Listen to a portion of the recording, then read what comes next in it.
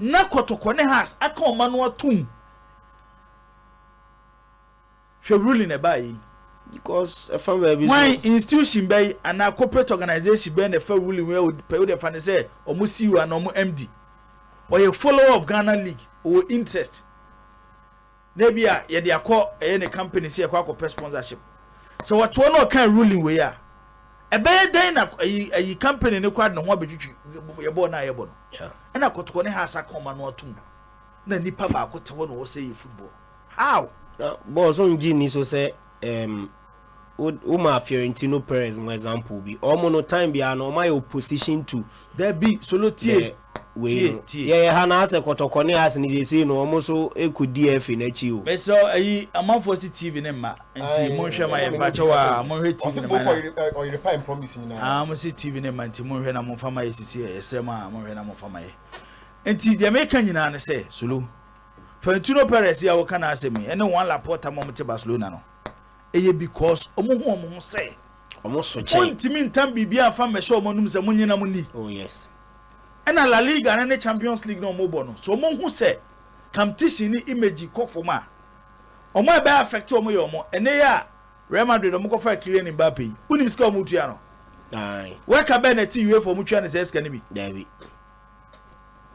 eti esa club no oye adwuma no pesika no Kylian Mbappe omo sorry gina so eti on tena manfa bibia machine num se gina di we are okay typical example last season La Liga someone say ma half time na ye interviews yeah na capture dressing room moment ni ade Madrid ampene David o ampene to mo nko ani enyom players interview after David uyi ni film ebegu David untimi nti di omo ye ni say La Liga ye ni say sikanom de ma clubs na omo jitu mu say omo ebe conducting interviews na omo me abe twa omo dressing room talks ni ade no omusika ne konso che Madrid kaka asema American CC ne say wo fa your first football men's Olympic game e call ye 1992 na odi besina solo ene ye be free players e wo national team ye fancy under 23 based on the structure of our football unim say ye be free obon say obehe a team no Dreams FC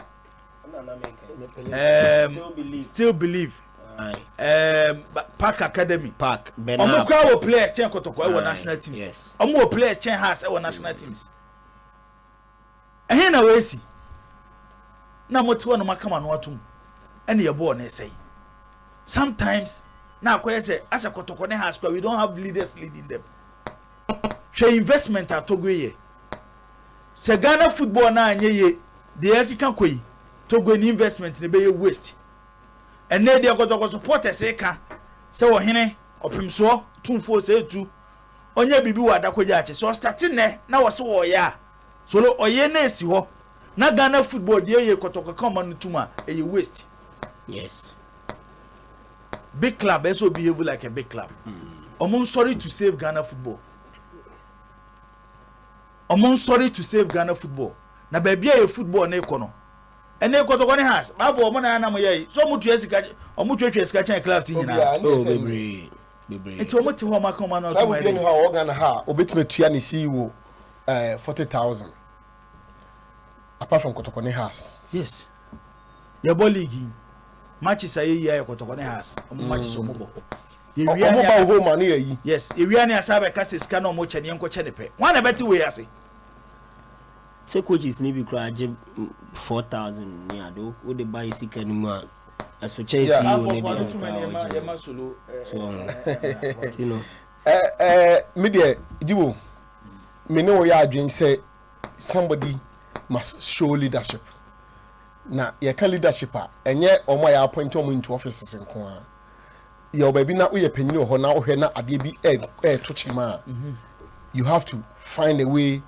to at least make sure say ya tenetene no jibo na no na wo ka sem bi kire yen I'm sure say you either say one as better than Azaki too, but asama ye nyina yaka bia say and now you can say the president of the Ghana Football Association only the board chairman of House of Folk etiado ahomaso because oye no maybe a board chairman who say afedie we take advantage of ne leniency ade onu ni team nanimu twitwi form but the hard journey say when it came to the time that they needed to act, no, I want to be acting appropriately because clearly nanka at that time nanka seka omu nyina sorry everyone said the direction of our football was going wayward. It was at that time now Alaja can be the Ghana flag House of flag copy packet anymore. Sadly, and we there are working issues are raising and but let me tell you something. Kumasi Asante Kotoko endorsed the forms picked that were supposed to be picked by Omwe contested for GFA presidency. No, way ahead of time I open nominations. Kumasi Asante Kotoko, they perpetrated in that illegality because clearly it was wrong. It was bad for the game. The Kotoko no one say NBA nominations, no, but now Kotoko sign even ahead of time. Adentia, etijibo. Sa anko fo na so mo show leadership no. Nay no, obey sabi previous assassin papa nyini. They cannot act. Omo you omo so mundia ni mo no. They cannot act. And I doubt if they provide proper information to omo etesoro hodo no. I really doubt because entities are there. Come on nya de omo ye no. Akosenia ekeka kono he. Matrasis me busa me a lot of questions. Very true na pani discuss na wo kan ho asem.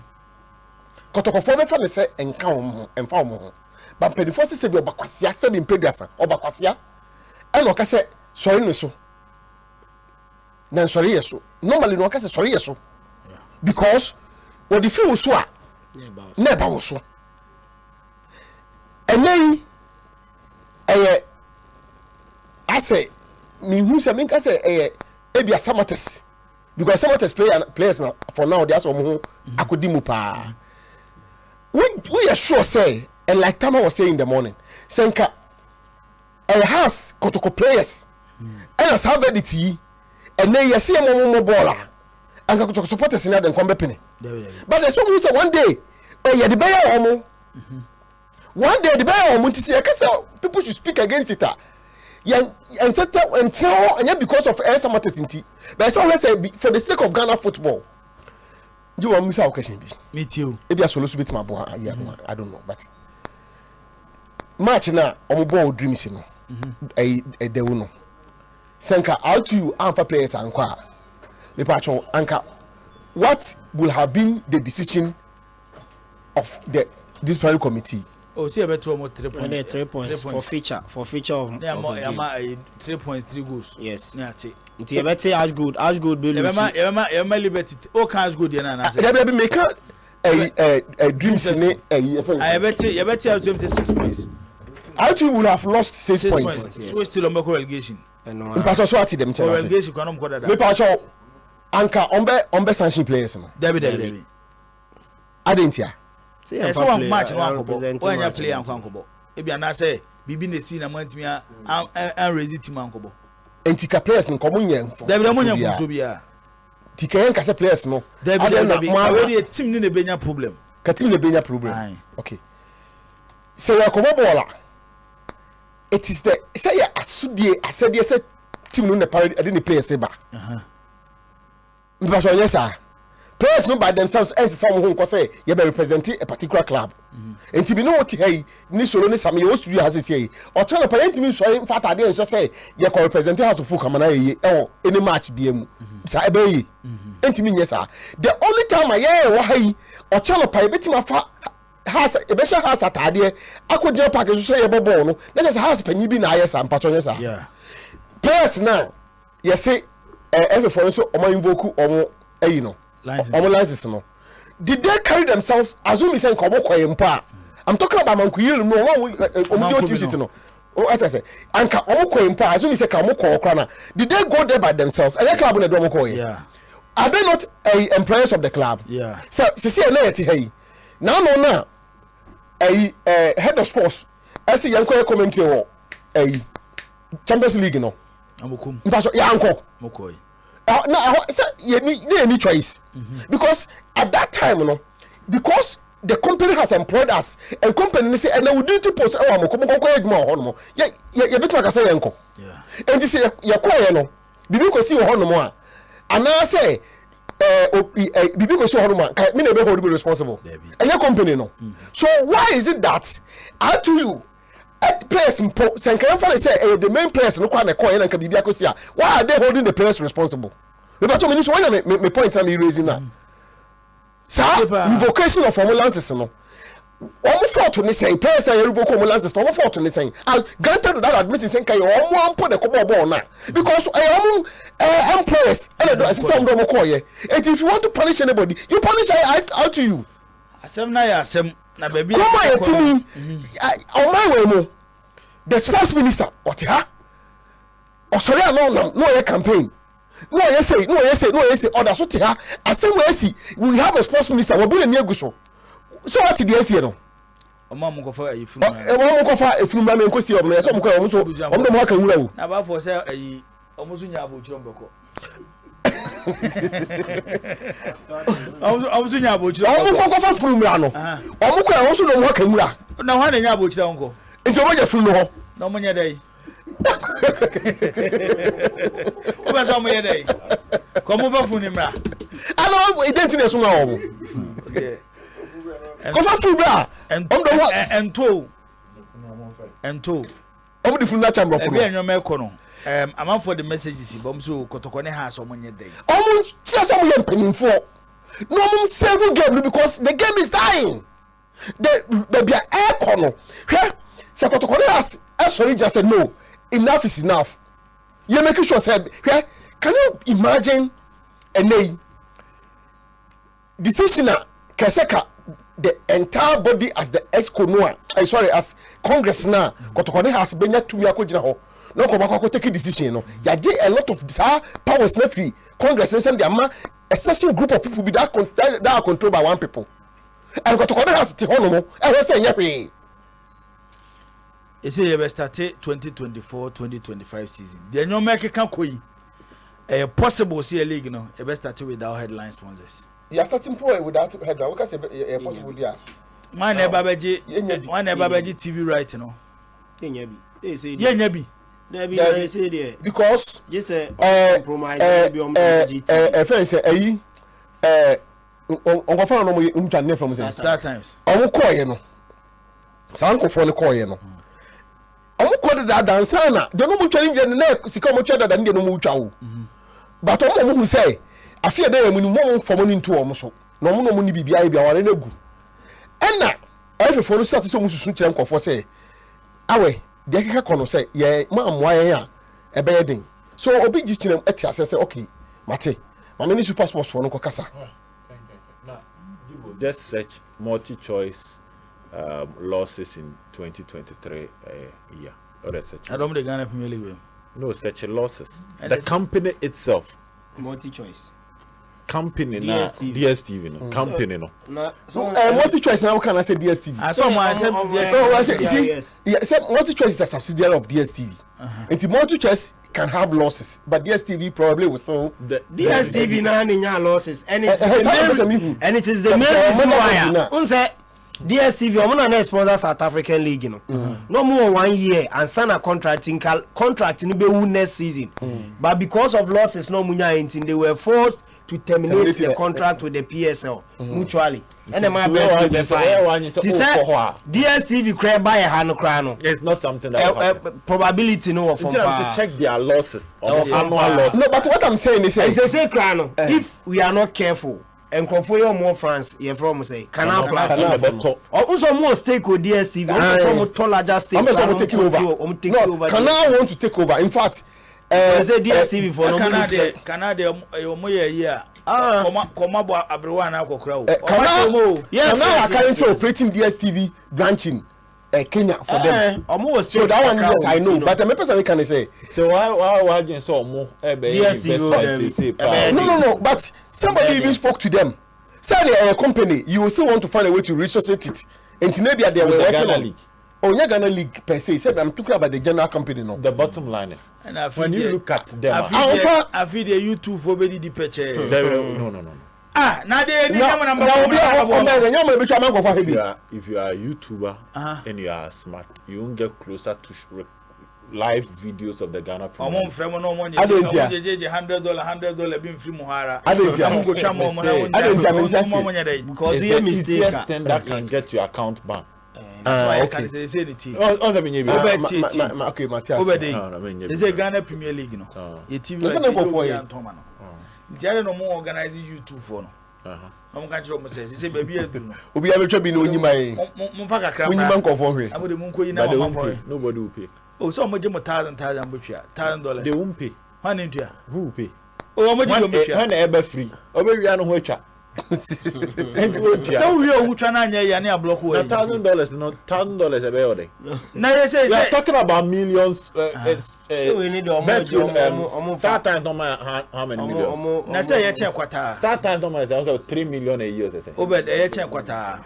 Almost 2 million a year. Now YouTube is saying Ghana about $1,000. I'm gonna go through. Omunya nipa 100. Say 100 million. 100,000. No much am class. Say exchange say better was a bit to akra nko menya bro 100 o. Go say YouTube say na Ghana no cover your football no mo ye better. We dem pass mu have. Okay, enti to so baby a obi anu betumi ato anko no so asem ni nyina ne say Kotoko ne has sorry to save our football. Kotoko has sorry to save our football. Ball no ade eche ade esen nyina no. Ball no ekofom. People are losing interest in our football, especially a league. I can't just say when those who talk about foreign content are doing well than those who talk about local content. But I can't imagine from some budget. Those who talk about foreign content are doing well because you never unlock a content. They said transfer yehi. Nyami amboawa. Chese. Clubs na nkasa for club administrator na nkasa na no. We control. Come on. We are not abeka. Okay, we are not abeka. I don't want you to be ahead of us. We control. Georgia say we have also suggestion biaba or say the clubs should broadcast their own matches. Yeah, with subscription. Clubs will broadcast their own matches. But some unse the attorney say once I was subscribed to the Ghana Premier League, you don't have access to broadcast your own matches. So it has to be in connection with GFA or Momau. So right, so almost this near started season, you know. No when you sponsor their YouTubers new for me as a Macarius, I don't do live. I have my reason. My account now. Amount for the red pen account. Then do foreign content and make more money. Yet me can say but the better me say mom YouTube no. We top 3 mom make sikapa or YouTuber but when the content is foreign they do on your top 3 crowd mom ya dey nyina foreign on that one nyina ya enu enye ma ba ni nyina I was say unu aketo no woska o sawo hey oh okay kwa desen Kofa assembly show bia jibu ade Kofa assembly show bia hey they say there for Edison ko but the point is look you go through a lot now what telecast Kotoko match live there on your page last season last 2 seasons yeah that was Kotoko ne Bichim FA Cup. Yes, I think that's the only one. Messages about her last 2 seasons and after another is also a page a year or the year foreign SOTV football. But I say brain to me in time but the thing is me from then and me stay away from to be able to match be able to be a banana me because me channel in yeah, Ubed Benya Semsisi of course. I didn't know a Go Stars, it be 3 months, no Muntiomo players can news. Oh, but if there's Kotoko has 3 months, Omuntiom players car, if there is no sponsor, headline sponsor, the YouTubers will take advantage of it. They will take advantage of it, and the clubs also take and the Kotoko has. Say so bia nipa bebrebe ko doma akwa ye aduana ne clubs taking advantage of it so no they will probably resort to betting now Obvious. No, House can broadcast their matches the various social media platforms and make money. Make sure say their YouTubers know parade there, but at least say. One thing about Winnie say, when you don't have the right, you can't block somebody. Legally, won't mean block you. Star Times all right, and Star Times is an international body. The case will go after you and yes, China and US in your manner. And can fire higher when an uncle what Michael Ajimendu was if you're a Premier League club who wants to, if you're a GPL club and wants to stake your bet in Europe, dear me next season, I will help you make money. Of course. Oh, but that's the easiest, boss. Betting and the easiest way a class in the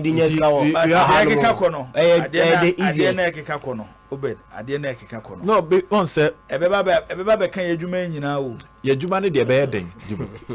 A human de bedding. Ebaba can you see the survivor of who's a babacan, the survivor, the survivor, empty, so. Oh, shall debut, Mamma Cassim. And they said they're not a yes poser. Nipa pudi actually no. Interest in the conform. You don't go out. Interest. People are losing interest in our football when you do local. And you local. Let's local. Some you mom you local, mom you foreign.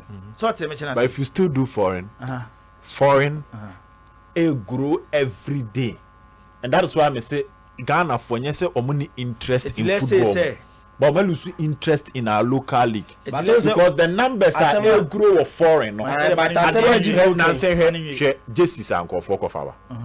And so I'm telling you, one of the booming business, which I can tell anybody with here, Jesus to foreign Jesus netto. Even sometimes, drew 2 months to end the season. Prizes I know of a big institution in this Krum here, Kumasi here. Okay. Recently, JCD, extremely big institution as well. Only the CEO and Meka, only the CEO na share local club just. At the year program. The CEO is also known Kotoko. Only the CEO and an share Kotoko JC local club Kumasi here.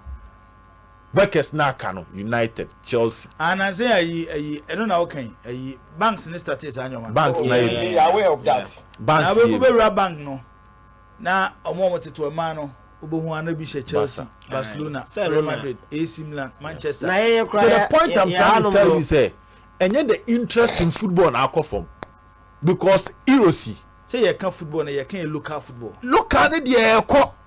but the job around football won't go down because the foreign interest in it as well, and it will grow every day. And then 10, 12, 13.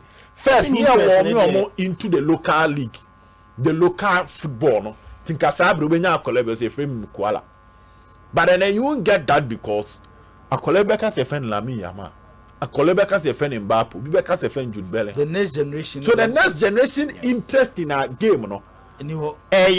About for susu ayeba obese o classroom a opese ye pon kra na kohwe Kotoko training me